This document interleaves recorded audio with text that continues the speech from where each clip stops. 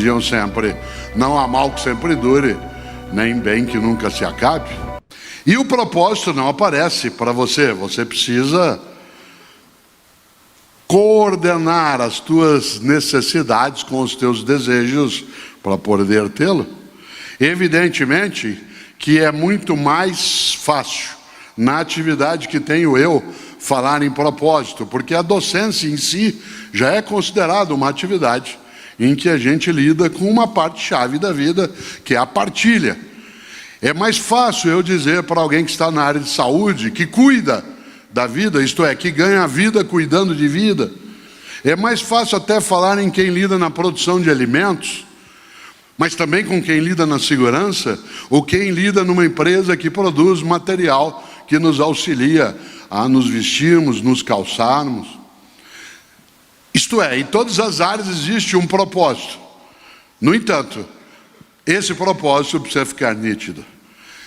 Digo de novo, às vezes o teu propósito não é daquele momento.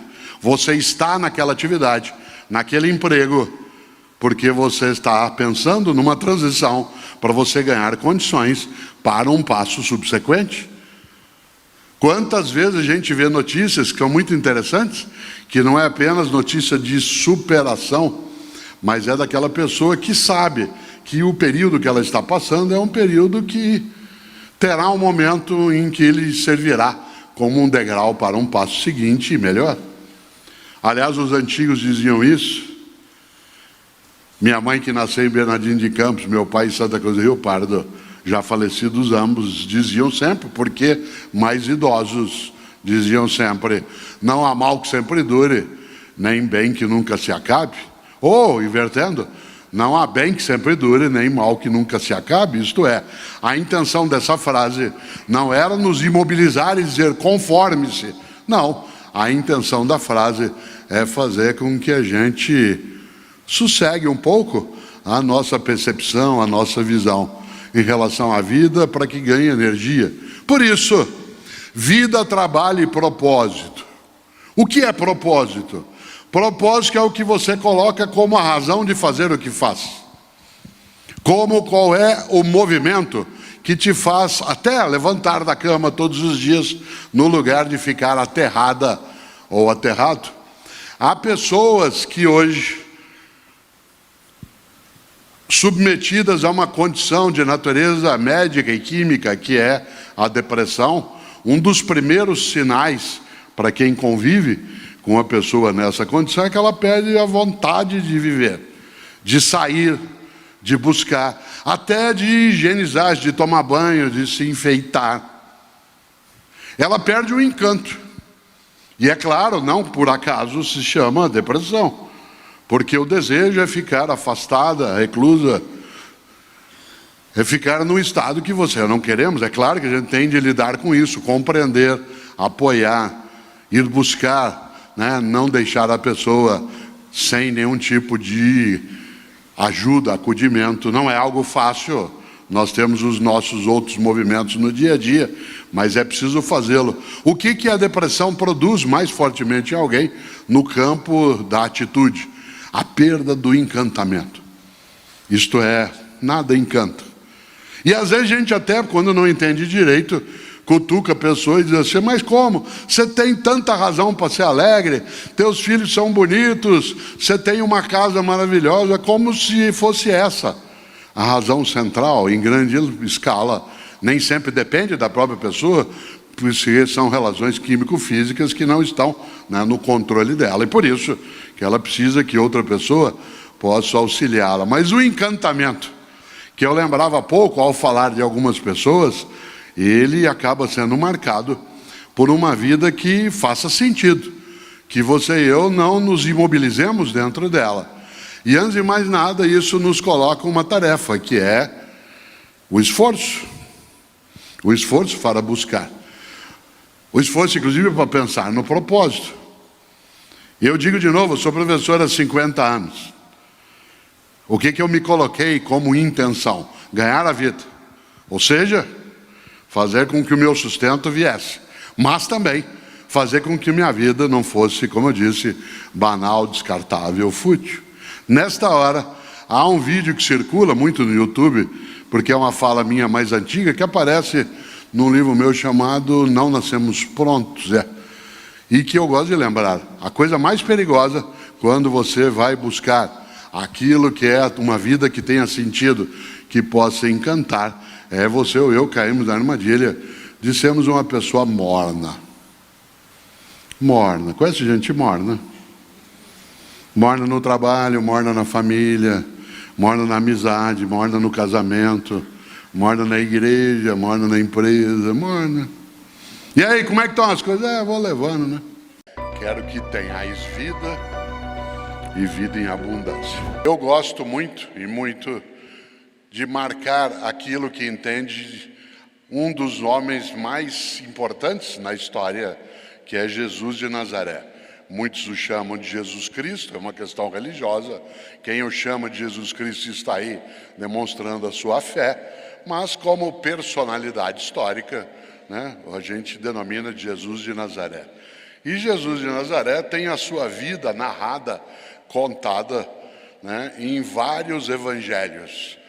Desses mais de 30 que existem, reconhecidos inclusive pelas igrejas cristãs, 4 são oficiais.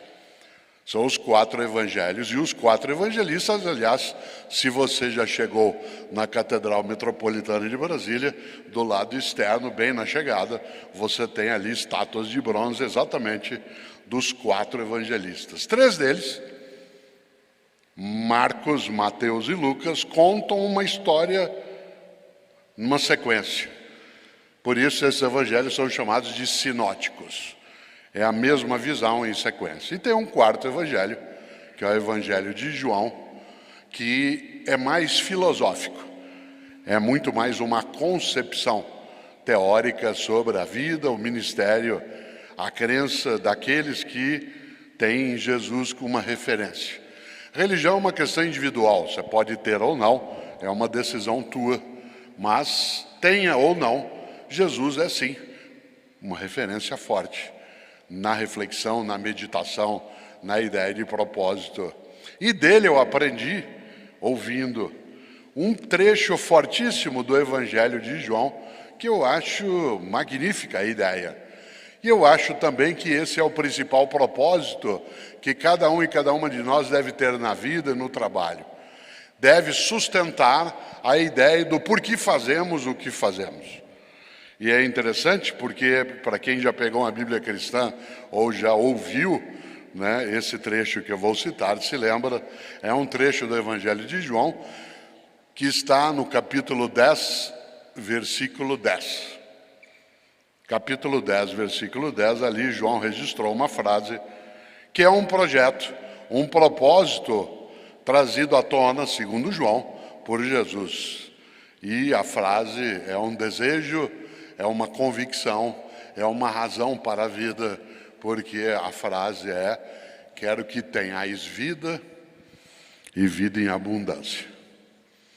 Quero que tenhais vida e vida em abundância, não é mini vida, subvida, menos vida. É vida em abundância. Quero que tenhais vida e vida em abundância. Você sabe o que é abundância. Abundância não é excesso, não é desperdício, não é descarte inútil, não é luxo. Abundância é suficiência.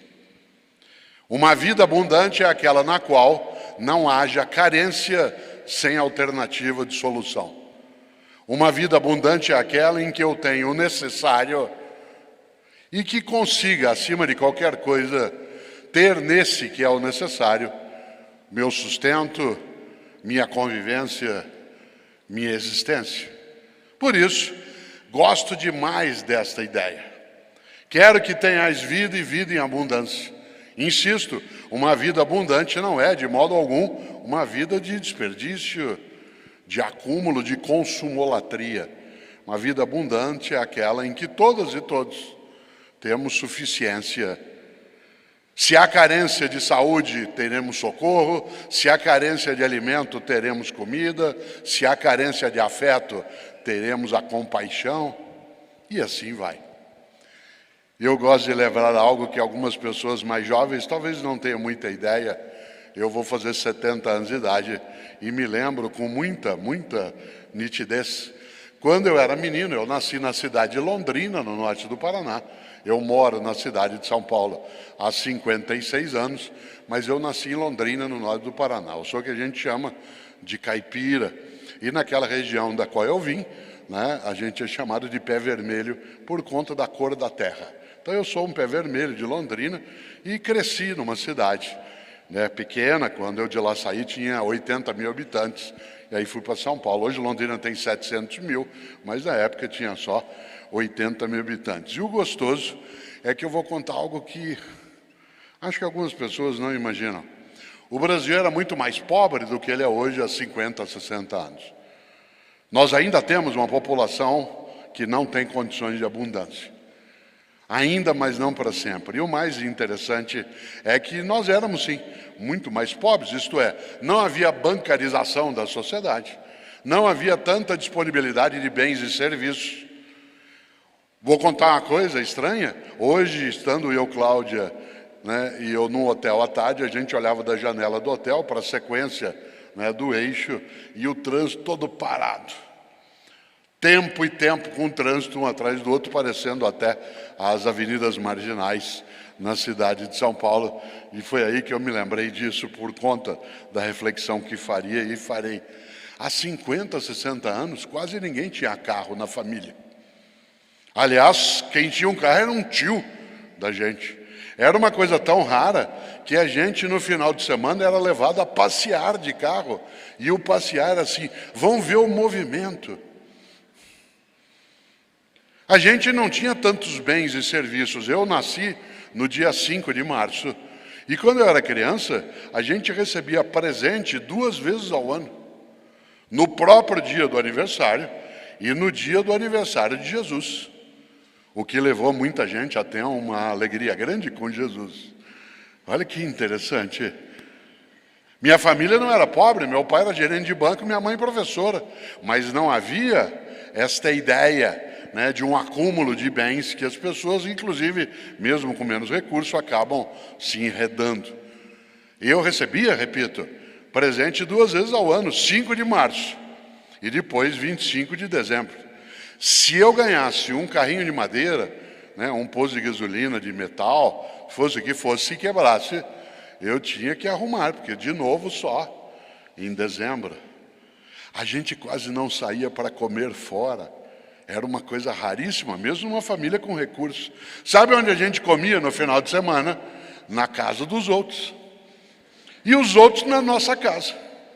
Então, num domingo, se juntava na casa de parente, de madrinha e padrinho, de vizinho, e nós almoçávamos 10, 12, 20 pessoas. Agora vem o milagre que está exatamente no propósito trazido por essa ideia que eu lembrei aqui do Evangelho de João. Quem recebia a gente em casa não conseguia bancar comida para 12, 16 pessoas. Para isso tinha uma coisa deliciosa. Para que houvesse comida para todo mundo, cada família que ia almoçar na casa de alguém levava alguma coisa. Um frango assado, um arroz de forno, uma macarronada, né, um lombo, um empadão. Agora vem um milagre. Todo mundo comia bastante e na hora de ir embora para casa, no final da tarde, cada família levava mais do que tinha trazido. A paixão é exatamente aquilo que dá partida, aquilo que incendeia o ponto de início. Sem a paixão, a vida não acontece. No entanto, a paixão de uma maneira contínua, ela te desgasta, ela te consome. Se você é apaixonado de modo contínuo, você perde energia, porque ela desgasta imensamente. Quando você consegue acalmar a paixão, ela, no meu entender, se transforma em amor. E o amor, ele precisa ser um transbordamento para além de mim. Sem dúvida, né? Para que eu possa amar de modo intenso, verdadeiro, que seja autêntico, e não um amor dissimulado, que não é amor, um amor fingido, que não é amor, um amor parcializado, que é muito incompleto, porque ele não tem ali aquela inteireza, né, que se requer, para que eu possa amar de uma maneira mais intensa e autêntica, como eu lembrava, é necessário que eu ultrapasse a visão de mim sobre mim mesmo, no sentido de ser alguém que dá um passo além de mim, para que eu não entenda que eu sou a única referência. O amor, ele não carrega sempre a percepção espelhada. Todas as vezes que você tem na relação amorosa, especialmente entre duas pessoas, né, que tenham ali uma comunicação e uma conexão também, que eu chamava de amor erótico e não apenas agápico, eu preciso cautela para que eu não veja a outra pessoa de modo espelhado, que eu a veja como uma outra pessoa e não como um reflexo meu, como uma forma que apenas representa aquilo que eu também sou. Daí a necessidade, como foi lembrado, né, de que o amor carregue uma separação da autorreferência. Isso não significa que numa relação amorosa eu me anule, eu deixe de ser quem eu sou para ser aquilo que a outra pessoa quer que eu seja. Aliás, porque isso é um dos perigos que desmonta muito as relações amorosas e os encantos, porque quando eu, por exemplo, tenho com alguém uma relação que me conecta, né, que faz ali a liga da convivência, é porque eu tenho com a outra pessoa um encantamento pelo modo como ela é. Se eu vou fazendo com que ela deixe de ser o que ela é, na totalidade, esse encanto ele se desfaz. Por isso, nem é espelho, isto é, não é algo que apenas representa a mim mesmo e nem a anulação de mim. Evidentemente que duas pessoas, quando se agregam, sabem que terão que fazer modificações dentro de si, não para deixar de ser o que são, mas para que o modo como são possa permitir que a outra pessoa, sendo como é, não entre em atrito, não entre em algo que produza rudeza, que não seja áspero. Claro que o amor tem faíscas, ele tem momentos de turbulência, ele tem momentos em que há ranhuras, né, em tudo aquilo, mas quando você é capaz, né, de uma perspectiva generosa, né, de convivência, isso tudo fica secundarizado. Há situações em que a relação amorosa não persistirá, é quando deixa de haver essa posição, né, que eu lembrava, de acolhimento e passa a haver apenas o centramento em si mesmo ou em si mesmo. Daí, né, pode até ganhar outros nomes, mas perdeu a autenticidade. Paulo Freire falava da amorosidade necessária ao ato pedagógico. Não é só Paulo Freire que o faz no mundo contemporâneo, mas Paulo Freire traz isso como uma referência muito grande, porque falava do ato pedagógico como um ato amoroso, como um ato de cuidado, como um ato, entre outras coisas, de respeito, né, de promoção da dignidade e, acima de tudo, da capacidade de partilha. Uma das coisas boas da reflexão feita por Pestalozzi é o quanto que essa ideia de autoeducação ela vem também à tona, porque quando eu tenho por alguém uma relação muito forte, a ideia de partilhar exige que eu seja capaz de ter o que oferecer e não apenas aquilo que capturo, aquilo que pego para mim. E por isso a autoeducação é uma maneira, né, de polir, né, de tirar a rudeza de algumas coisas da relação e fazer com que eu aumente, né, o meu inventário de disponibilidades, seja disponibilidades materiais, seja aquelas no campo dos afetos. Por isso, há sim, né, na pedagogia, uma expressão da amorosidade como referência, mas cautela, né? Pedagogia não é só amorosidade, tem de ser uma amorosidade competente. Porque se ela não for uma amorosidade competente, ela se tornará mera boa intenção. Não adianta eu dizer, eu amo dar aula, eu amo os meus alunos, eu amo escrever, falando de mim. Eu preciso também saber fazê-lo. Por isso, se eu quero ser melhor no amor, eu preciso me preparar melhor. Seja o amor em relação a uma pessoa, seja em relação a uma atividade, seja o amor em relação a uma acepção religiosa, eu preciso me preparar melhor, a autoeducação, né, que Pestalozzi lembrava, e que me coloca, né, numa intenção e numa disponibilização de saber que eu não estou pronto e é assim que eu acolho a outra pessoa em mim e também me coloco para ela como alguém, né, que está disponível para aperfeiçoar, para referenciar outras maneiras de ser. Daí, e aí concluo, né, que sem dúvida a educação, seja na escola, a escolarização, seja a educação em geral, na família, na convivência, ela é um ato amoroso porque é um ato de cuidado e partilha. E quem ama, cuida. Quem ama, não desiste, que é outra expressão que eu lembrava. A educação tem essas duas marcas, cuidar e não desistir. Obrigado, embora seja forte como respeito, carrega nele uma tarefa, que é eu te devolvo. Por isso, quando alguém diz obrigado, você, para impedir que ele queira devolver, diz de nada. Tem gente que transfere a dívida, terceiriza. Você faz algo, ela diz, Deus lhe pague. A gente tem que saber qual é o lugar que a gente deseja e as razões. Eu, todas as vezes que posso, conto algo que eu vou contar agora de novo. Todo ano. Eu fiz isso agora, dia 30 de dezembro. Todo ano, eu chego, isso aparece até no outro livro, eu chego num determinado momento que eu estou quieto, sem ninguém perto, sem que a Cláudia esteja próxima de mim, para eu poder ter um pouco de quietude, né? E aquilo é uma coisa muito privada. E eu pego uma folha de papel, dobro em duas, só para fazer uma risca no meio, e deste lado da folha de papel eu escrevo por causa de. E desse outro lado da folha eu escrevo apesar de. Aqui nesse lado é por causa de, deste outro lado é apesar de. E aí eu coloco para mim perguntas e temas, do tipo, continuo casado com Cláudia, por causa do amor, por causa do cuidado recíproco, por causa da alegria. Continuo casado com Cláudia, apesar das discussões, apesar de algumas encrencas. Continuo na atividade de docência e escrita, por causa da partilha, por causa da formação, por causa da alegria.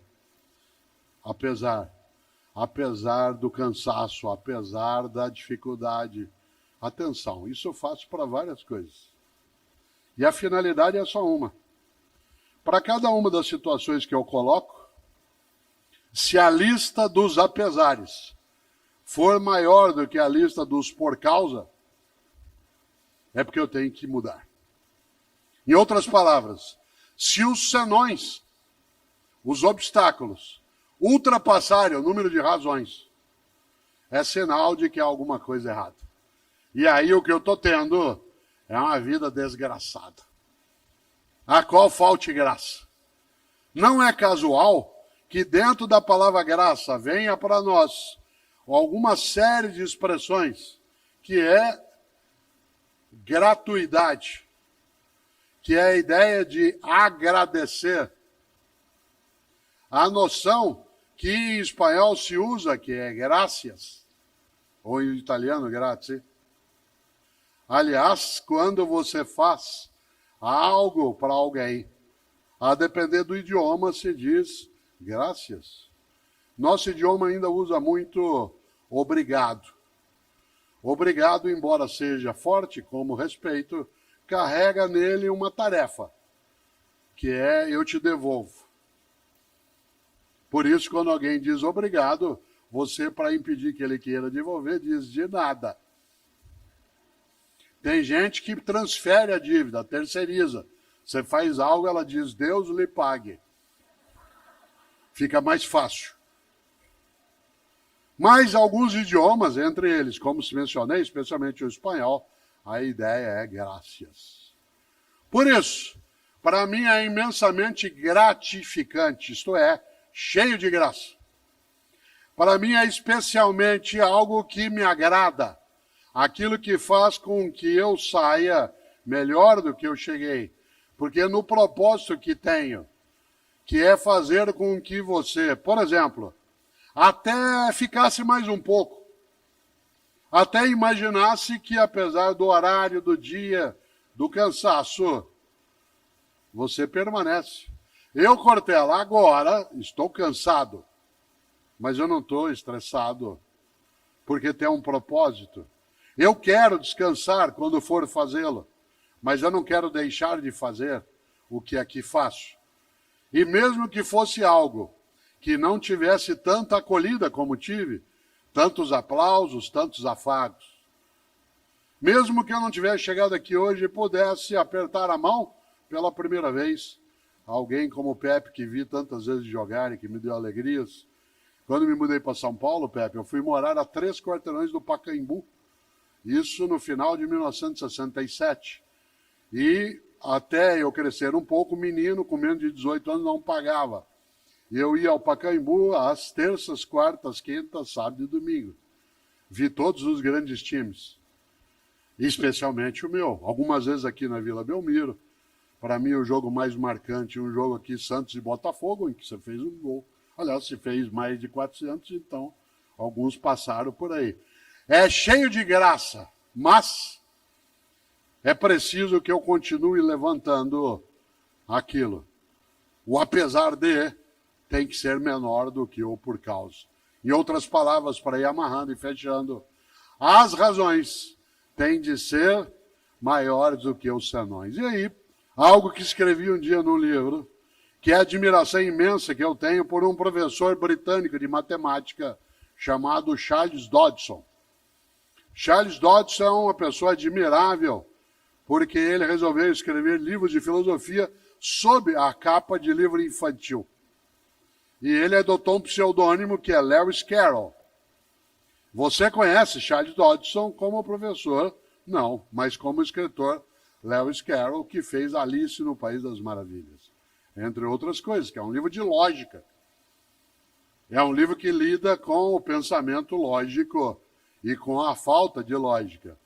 Você se lembra que Alice está brincando no jardim, vê um coelho branco, sai correndo, ele entra numa toca, ela entra junto, cai lá, e cai no mundo que as coisas parecem que não fazem o menor sentido. E ela está ali perdida, e é uma cena inesquecível, que você se lembra, eu queria retomá-la para fazer o fecho e depois completo, e aí termino de fato. Ela encontra várias vezes algumas personagens, mas o personagem que eu mais gosto é um gato. Esse gato que ela encontra algumas vezes, aparece só o sorriso dele, ou só o rabo dele. Uma hora Alice vê o gato no alto da árvore. Fala assim, o senhor pode me ajudar? Ele diz, claro. Ela fala, para onde vai essa estrada? Ele fez para ela a grande pergunta da vida, que é, para onde você quer ir? Ela falou, não sei, eu estou perdida. Ele disse, para quem não sabe para onde vai, qualquer caminho serve. Para quem não sabe para onde vai, qualquer caminho serve. Por isso, o que é o propósito? É o que nos coloca a caminho com clareza do onde queremos ir. Ah, mas eu ainda não sei para onde eu quero ir. Melhor meditar, refletir, para que não esqueça do magistral, magnífico Mário Quintana, alguém que, como eu já contei numa palestra, eu admiro também por outra razão, ele morreu com 88 anos de idade, solteiro. E todas as vezes que alguém perguntava a Mário Quintana, mas por que o senhor nunca se casou? Ele dizia, sempre preferi deixar dezenas de mulheres esperançosas do que uma só desiludida. Mário Quintana serve para a gente pensar. Por isso, um dia pronto, me acabo. Seja o que tem de ser, morrer que me importa. O diabo é deixar de viver. E deixar de viver é tê-la, a vida, sem propósito, sem razão, sem sentido, marcado por algo que é o esvaimento dos dias, em vez de dar a cada um deles algo que pode não ser o magnífico, exclusivo, único, mas que seja de fato algo que se inteire dentro daquilo que é o teu propósito. Darcy Ribeiro, um dos nossos grandes romancistas, educadores, escritores, para quem é da área de educação escolar, sabe que Darcy Ribeiro era senador da República em 1997, quando ele faleceu em fevereiro, e ele é o autor do projeto da Lei de Diretrizes e Bases da Educação Nacional, como relator dentro do nosso Senado. Portanto, Darcy Ribeiro é uma figura que ajudou a criar no Rio o Sambódromo, que leva o nome dele, ajudou a criar a Universidade de Brasília. Ele foi ministro da Educação no nosso país e uma das suas obras mais significativas foi exatamente o projeto cultural, né, desta estrutura. E o mais gostoso é que Darcy Ribeiro, ele, um grande antropólogo, ele, um grande escritor, ele, uma grande pessoa no campo do cuidado com as populações indígenas, ele foi capaz de ajudar a criar o Parque Nacional do Xingu. Por que eu estou fazendo todo esse levantamento em relação à obra de Darcy Ribeiro? Porque se alguém a ele perguntasse, mas por que você faz aquilo que faz? É provável que Darcy Ribeiro tivesse, sim, muitas razões. Uma delas era ele dizer, como dizia, porque eu não tenho como não fazer. Isto é, meu projeto de vida, de atividade, de existência é ser capaz de servir a um ideal, a uma perspectiva, a um horizonte, e aí a palavra que nós vamos lidar um pouco mais hoje, servir a um propósito. Qual seria o propósito que fez com que Darcy Ribeiro fosse, né, em toda a sua trajetória desde jovem, uma pessoa nascida em 1922, nasceu em Montes Claros, né, no norte do estado de Minas, e passou a vida atuando pelo mundo afora e também no Brasil, com uma perspectiva: não perder o horizonte daquilo que ele entendia como sendo a razão do que fazia.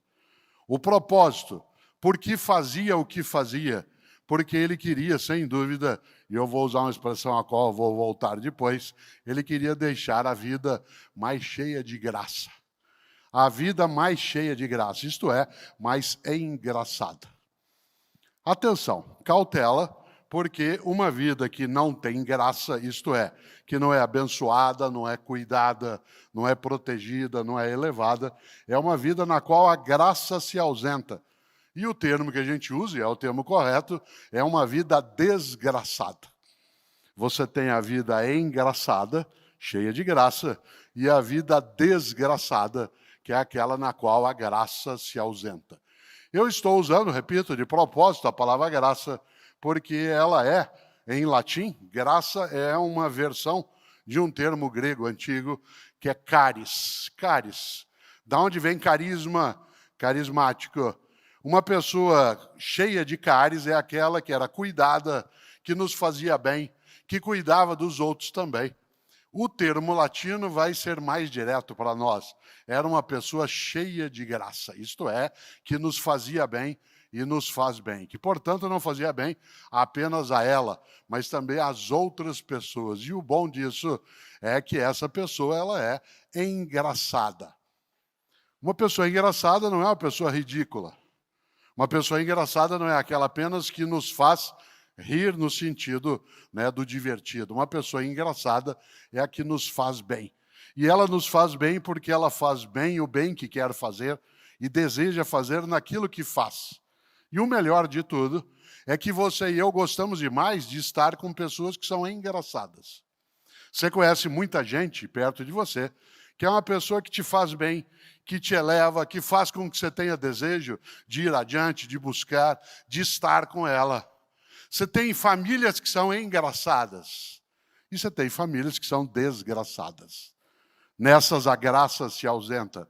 Eu moro na cidade de São Paulo há 55 anos e essa é uma cidade que em vários momentos oscila entre ser uma cidade engraçada, ou seja, em que a gente encontra aquilo que nos cuida, nos eleva, nos protege, e também de ser uma cidade desgraçada. Ô vida desgraçada, ô empresa desgraçada, ô família desgraçada, ô casamento desgraçado. O que significa o desgraçado? Aquele que perdeu o encantamento, aquele que perdeu o cuidado, que perdeu o zelo. E eu falo isso em relação a Darcy Ribeiro, porque ele, uma pessoa muito engraçada, ajudou a cuidar de sonhos, de projetos, de utopias, de coisas que ajudam até hoje, com aquilo que produziu e fez, a que a gente se cuide. Inclusive, esse espaço do Memorial da América Latina tem uma parte, né, com o nome de Darcy Ribeiro. Interessante, porque Darcy Ribeiro fez o projeto cultural, mas quem fez o projeto arquitetônico desse espaço que estamos é Oscar Niemeyer.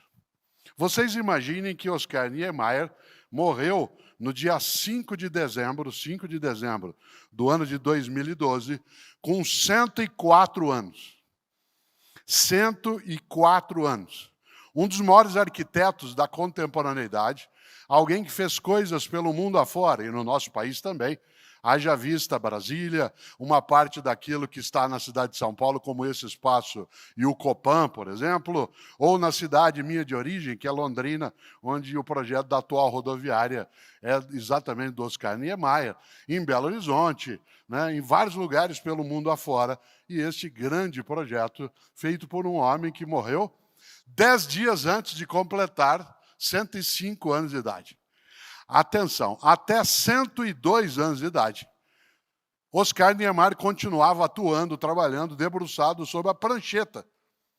Um homem que conseguiu fazer com que aquilo que ele fazia, tendo um porquê muito claro, seguisse adiante com encantamento.